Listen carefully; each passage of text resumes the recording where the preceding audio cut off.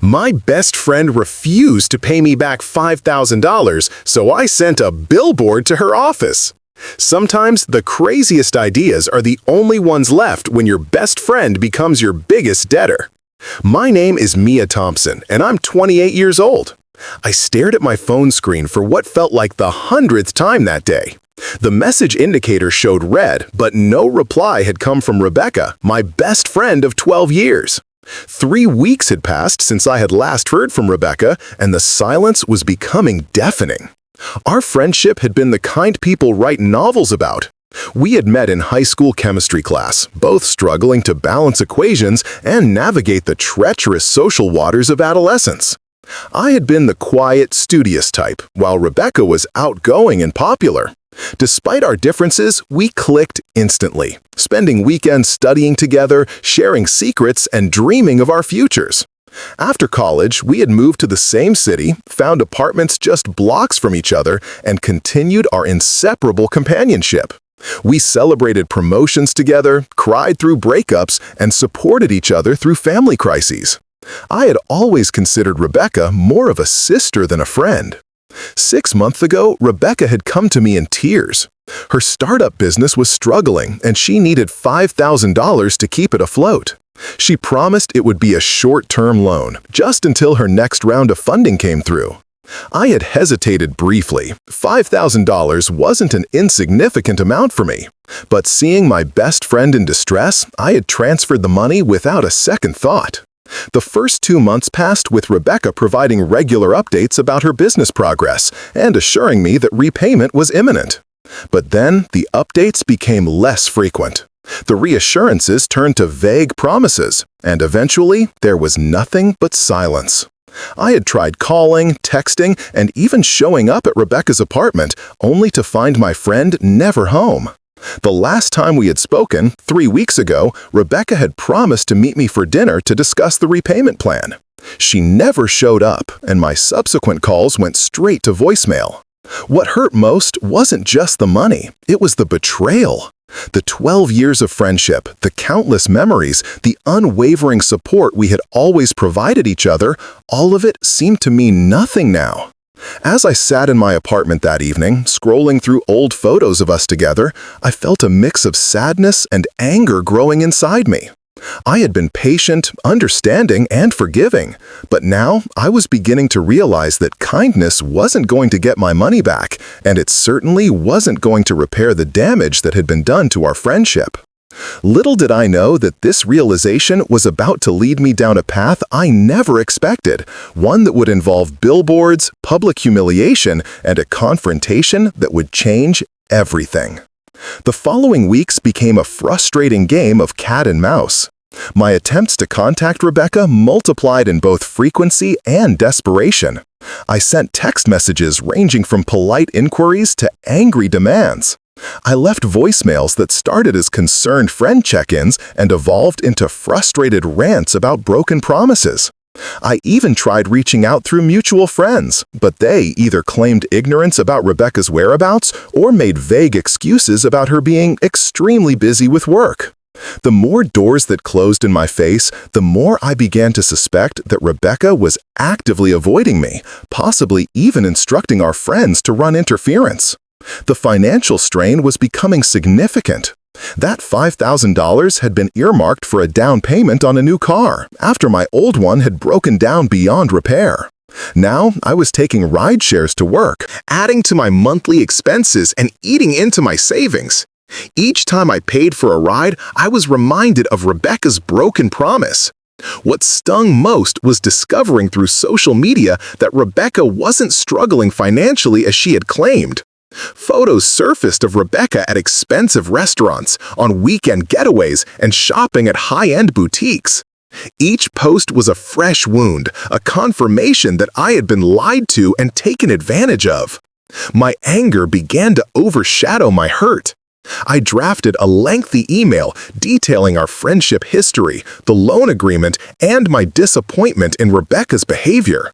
I poured out my heart, recounting specific memories and emphasizing how betrayed I felt. After hours of writing and rewriting, I hit send, hoping for some kind of response. A week passed with no reply. I tried calling Rebecca's parents, whom I had met on numerous occasions, only to be told that Rebecca was an adult and they couldn't interfere in her financial matters. The conversation left me feeling even more isolated in my struggle. Legal options crossed my mind, but the thought of taking my best friend to court seemed too extreme, not to mention expensive and time-consuming. Small claims court was a possibility, but without a written contract, I wasn't confident about my chances of success. As the third month of ghosting approached, I found myself at a crossroads. I could either accept the loss of both money and friendship, or I could fight back in a way that would get Rebecca's attention. The latter option began to seem more appealing as my frustration mounted. One evening, while scrolling through my social media feed, I saw a post about a local company that specialized in mobile billboard advertising. The idea sparked something in my mind, a way to make Rebecca's debt public in a way that couldn't be ignored. It was extreme, perhaps even petty, but as I lay in bed that night, the thought began to take root. The next day, I called the billboard company for information. As I listened to the representative explain their services and pricing, a plan began to form in my mind. It was unconventional, potentially embarrassing for both parties, and definitely something that would push our friendship beyond the point of no return. But at that moment, I wasn't interested in preserving the friendship anymore. I wanted justice. The decision to take drastic measures didn't come easily to me. I had always prided myself on being reasonable and mature, someone who handled conflicts with grace and communication. But as the weeks turned into months without any response from Rebecca, my patience wore thin and my anger grew. One Tuesday evening, after another failed attempt to contact Rebecca through a mutual friend, I found myself at my wits' end. I had been understanding, I had been patient, and I had been forgiving.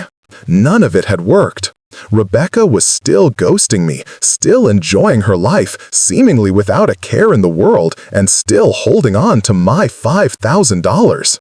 That night, I made a list of all the things I had done to try to resolve the situation amicably. The list was long: text messages, voicemails, emails, reaching out through mutual friends, even showing up at Rebecca's apartment unannounced. I had tried every reasonable approach, and none had yielded results. It was then that I revisited the mobile billboard idea. At first, it had seemed like a momentary lapse in judgment, a fleeting thought born of frustration. But now, as I considered it more seriously, it began to feel like my only remaining option. I spent the next few days researching mobile billboard companies in my area. I found several options, ranging from small trucks with digital displays to large trucks with traditional printed billboards. I compared prices, read reviews, and considered the logistics of my plan. The company that caught my eye was called Advan's Mobile Advertising. They specialized in targeted mobile advertising campaigns, promising maximum visibility in specific locations at specific times. Their most popular service was a lunchtime campaign around office buildings, guaranteeing exposure to hundreds of employees as they left for their lunch breaks. The price was steep, $1,200 for a 4-hour campaign, but I was willing to pay it if it meant getting Rebecca's attention and, hopefully, my money back. I scheduled a consultation with the company, during which I explained my situation, leaving out the personal details, and outlined what I wanted to achieve. The consultant was sympathetic but professional, explaining that while they could help me get my message across, they couldn't guarantee any specific outcome. They also required that the content on the billboard not be defamatory or violate any laws. I assured them that my message would be factual and straightforward. With the logistics sorted out, I turned my attention to the content of the billboard. I wanted it to be impactful but not overly aggressive. I spent hours drafting different versions, considering what would be most effective. My first draft was simple: Rebecca Parker owes me $5,000. But I worried it might be too vague and easily dismissed. I tried variations, adding details about when the loan was given and the promised repayment date. I even considered including a photo of Rebecca, but decided against it, not wanting to cross that particular line. After several iterations, I settled on a design that included Rebecca's name, a brief description of the loan situation, and the amount owed. It was factual, direct, and impossible to ignore. I sent the final design to the Billboard company for approval, which came through 2 days later. The campaign was scheduled for the following Monday during lunch hours outside Rebecca's office building. I felt a mix of anxiety and anticipation as I finalized the details. I knew this was a drastic step, one that would likely end our friendship for good. But at this point, I was more concerned about getting my money back than preserving a relationship that had already been damaged beyond repair. The weekend before the Billboard campaign felt like the longest of my life. I oscillated between feeling justified in my actions and worrying that I was taking things too far.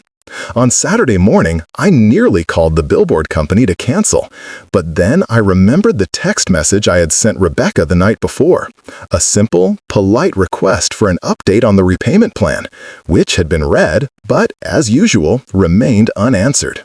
By Sunday evening, I had resigned myself to the plan. I had done everything I could to resolve this situation amicably, and Rebecca had refused to engage at every turn. If Rebecca was going to force my hand, then I was going to play the card I had been dealt. Monday morning arrived with an unusual mix of nervous energy and determination. I took the day off work, knowing I wouldn't be able to focus on anything else. I spent the morning triple-checking the arrangements with the Billboard company and confirming the route the truck would take around Rebecca's office building. At 11:30 a.m., I received a text from the driver. On my way to the location, we'll begin circling at noon as scheduled. My heart raced as I read the message. This was really happening. I decided to observe from a distance, not wanting to be immediately recognizable. I parked my car 2 blocks away from Rebecca's office building, where I could see the truck's route without being too conspicuous. As I waited, I rehearsed what I would say if Rebecca called or texted in a panic. At exactly noon, the Billboard truck came into view. It was larger than I had imagined, with a bright yellow digital display that was impossible to miss. As it circled Rebecca's office building, the message was clear for all to see. Rebecca Parker owes me $5,000. A promise is a promise. I watched as people exiting the office building for lunch stopped to stare, point, and take photos of the truck. Some laughed, others looked shocked, and a few even took out their phones to capture the spectacle. I felt a surge of satisfaction mixed with guilt. This was exactly the reaction I had hoped for, but it also felt uncomfortably public and confrontational. The first hour passed with no contact from Rebecca. I began to wonder if she was even in the office that day. Perhaps the campaign would fail to achieve its primary goal of getting Rebecca's attention. But as the truck completed its 3rd circuit around the building, my phone buzzed with an incoming call from an unknown number.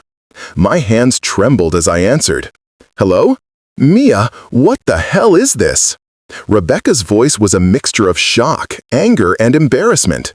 "It's exactly what it says, Rebecca," I replied, trying to keep my voice steady. "You owe me $5,000, and you've been ignoring my attempts to contact you for months. You couldn't just wait? You had to do this in front of my coworkers, my boss?" Rebecca's voice rose with each word. "I've been waiting for 3 months, Rebecca. I've tried calling, texting, emailing. I've tried reaching out through mutual friends. You've ignored every attempt. What else was I supposed to do? This is humiliating. Everyone is talking about it. My boss called me into his office to ask what's going on. Maybe now you'll understand how humiliating it feels to be ghosted by your best friend over money she promised to pay back." The conversation ended abruptly when Rebecca hung up, but I knew this was just the beginning. The Billboard truck continued its circuit for another 2 hours, ensuring maximum exposure during the lunch rush. By the time it completed its final loop at 4 p.m., I had received 3 more calls from Rebecca, each increasingly desperate and angry. As the truck drove away, I felt a complex mix of emotions. There was satisfaction in knowing I had finally gotten Rebecca's attention, but also a lingering sadness about how far our friendship had fallen. I had taken a drastic step, one that couldn't be undone, and now I would have to face the consequences. The aftermath of the Billboard campaign unfolded faster than I had anticipated. Within an hour of the truck's departure, social media was abuzz with photos and discussions about the incident. Someone had created a Reddit thread titled "Person Hires Mobile Billboard to Call Out Friend Who Owes Them Money," and it quickly gained traction. Opinions were divided. Some praised me for my creativity, while others criticized me for taking the dispute public. My phone continued to ring throughout the evening. Friends and acquaintances called to ask if I was behind the billboard, some expressing support, others concern. I found myself explaining my actions repeatedly, justifying my decision to those who questioned whether I had gone too far. The most significant call came at 8:30 p.m. from Rebecca, her voice now calmer but still filled with anger and embarrassment. "Mia, we need to talk, face to face, not over the phone, not through text messages. Tomorrow evening, my place." I agreed, knowing this confrontation was inevitable. I spent the rest of the night preparing myself for what would likely be the most difficult conversation of our friendship. The next day at work was challenging. Word had spread among colleagues, and I fielded questions and comments throughout the day. Some expressed admiration for my bold approach, while others subtly hinted that I might have overreacted. I maintained my composure, focusing on my work while counting down the hours until my meeting with Rebecca. At 6 p.m., I arrived at Rebecca's apartment building. The familiar walk to my friend's door felt surreal, weighted with the knowledge that our relationship had fundamentally changed. Rebecca opened the door before I could knock, her expression unreadable. The apartment was immaculate as always, but the atmosphere was tense. Rebecca gestured toward the couch, and I sat, bracing myself for the conversation to come. "I want you to know how much you've embarrassed me," Rebecca began, her voice tight with controlled anger. "My boss asked me about it in front of other managers. My coworkers have been talking about it all day. I had to explain to my parents why people were calling them to ask about the billboard." "I'm sorry it had to come to this, Rebecca," I replied, "but I've been trying to resolve this privately for months. You've ignored every attempt I've made to contact you. I was going to pay you back. I just needed more time. Business has been slower than I expected, but I was working on it." "Working on it?" My frustration began to surface. "You've been posting photos of expensive dinners and weekend trips. You don't seem to be struggling financially. That's not fair. Those were business-related expenses. And even if they weren't, I'm allowed to have a life while I'm dealing with financial difficulties." "You're absolutely allowed to have a life, Rebecca. But you're not allowed to borrow money from your best friend, promise to pay it back quickly, and then ghost her for 3 months while you continue to live as if nothing happened." The argument escalated, with both of us bringing up past grievances and frustrations. I accused Rebecca of taking advantage of our friendship, while Rebecca accused me of betraying her trust and humiliating her publicly. After nearly an hour of heated discussion, Rebecca finally conceded. "You're right. I should have communicated better. I should have been honest about my situation instead of avoiding you. But this billboard, this was extreme, Mia. It's going to take a long time for me to live this down at work. I'm sorry about the embarrassment, Rebecca, truly. But I don't regret the method. It was the only thing that got your attention." We sat in silence for several minutes, the weight of our damaged friendship hanging between us. Finally, Rebecca spoke again. "I can't pay you the full amount right now, but I can start with $1,000 this week, and then $1,000 every month until it's paid off. I'll put it in writing this time." I nodded, relieved that at least the financial aspect might be resolved, even if our friendship might never recover. As I left Rebecca's apartment that evening, I felt a mixture of relief and sadness. The billboard had achieved its primary purpose. It had forced Rebecca to confront the situation and commit to repayment. But the cost had been high, potentially the end of a friendship that had once meant everything to me. The days following the confrontation were a strange mixture of relief and melancholy for me. True to her word, Rebecca transferred $1,000 to my account the next day, along with a formal repayment plan outlining monthly installments until the full amount was returned. The financial resolution was underway, but the emotional fallout was just beginning. At work, I found myself the center of attention, with colleagues approaching me throughout the day to discuss the incident. Some expressed admiration for my creative approach to problem solving, while others questioned whether I had gone too far. The most common reaction was a mixture of shock and fascination. People couldn't believe someone would take such drastic measures over a personal loan. What surprised me most was the number of coworkers who privately shared their own stories of being taken advantage of financially by friends or family.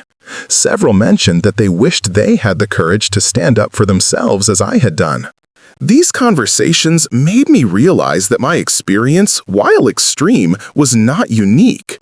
The social media attention continued for several days. The Reddit thread had evolved into a broader discussion about financial boundaries in friendships, with many users sharing similar experiences.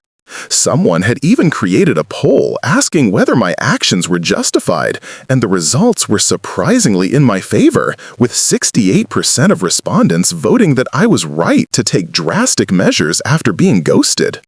The most difficult aspect of the aftermath was navigating our shared social circle. Mutual friends found themselves caught in the middle, unsure how to proceed. Some tried to remain neutral, maintaining relationships with both of us. Others subtly distanced themselves from me, uncomfortable with my public approach to the conflict. A week after the Billboard incident, I received a call from Jessica, one of our closest mutual friends. "Mia, we need to talk," Jessica began, her tone gentle but serious. "What you did, it was extreme, but I also understand why you did it. Rebecca should never have put you in that position." I appreciated Jessica's balanced perspective. "I never wanted it to go this far, Jess. I just wanted my money back and to understand why she was avoiding me." "I know, and Rebecca knows it too, though she's too proud to admit it right now. She's humiliated, but she also knows she brought this on herself." The conversation with Jessica helped me process my feelings about the situation. I hadn't realized how much I needed validation from someone who understood the context of our friendship and the history between us. 2 weeks after the Billboard incident, I received the second $1,000 payment from Rebecca, along with a brief text message. "Payment sent as promised." There was no apology, no acknowledgement of our fractured friendship, just a simple confirmation of the financial transaction. As the weeks turned into months, the pattern continued. Rebecca sent her monthly payment without fail, always on time, always with the same brief notification. The money was being returned, but the friendship remained in limbo. I found myself reflecting on the nature of our relationship and the events that had led to this point. I missed my friend, the laughter we had shared, the support we had provided each other, the history we had built together. But I also recognized that the trust had been broken, perhaps irreparably. The experience had taught me valuable lessons about financial boundaries, even in the closest relationships. I realized that I had been too quick to lend money without clear terms and repayment expectations. I had assumed that our friendship was enough to guarantee the loan would be repaid, an assumption that had proven costly both financially and emotionally. As the fifth payment arrived, I began to accept that our friendship might never recover. The Billboard had been a line that, once crossed, couldn't be uncrossed. It had solved the immediate problem, but had created a new one, the loss of a friend who had once been like a sister. 6 months after the Billboard incident, the final payment arrived in my bank account. Rebecca's notification was slightly different this time. "Final payment sent, the debt is settled." The formal language felt like a final nail in the coffin of our friendship, confirming what I had suspected for months, that this chapter of our lives was truly over. The resolution of the financial aspect brought mixed emotions. On one hand, I was relieved to have my money back and to close this stressful chapter of my life. On the other hand, the finality of it served as a stark reminder of what had been lost, a 12-year friendship that had once been the center of my social world. In the months since the incident, I had gradually adjusted to life without Rebecca. I had reconnected with old friends and formed new connections, slowly rebuilding my social circle. I had also become more cautious about lending money, establishing clear boundaries and expectations when friends asked for financial help. The experience had transformed me in unexpected ways. I had discovered a strength and assertiveness I didn't know I possessed.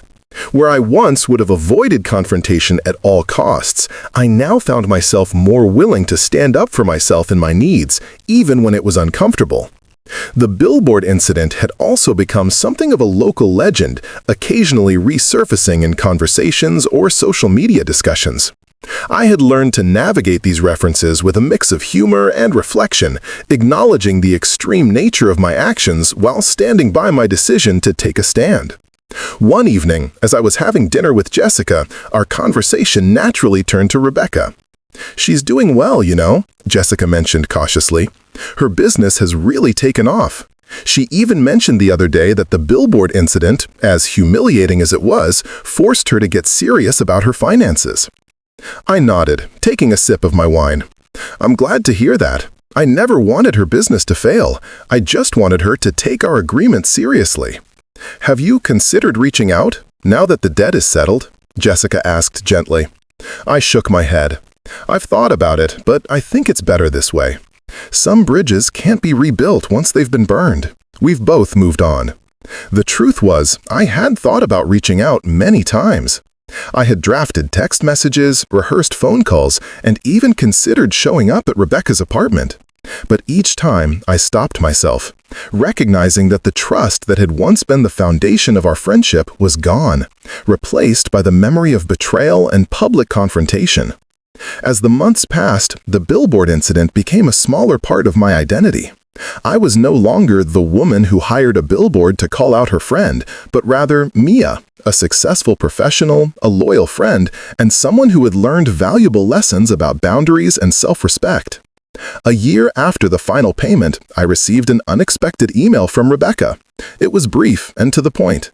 "Mia, I hope you're doing well. I wanted to let you know that I've been thinking about what happened between us, and I realize now that I handled things poorly. I should have been honest with you about my financial situation instead of avoiding you.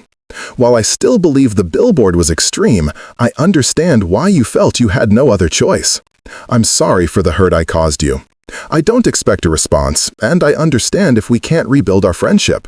But I wanted you to know that I valued our friendship and regret that my actions led to its end.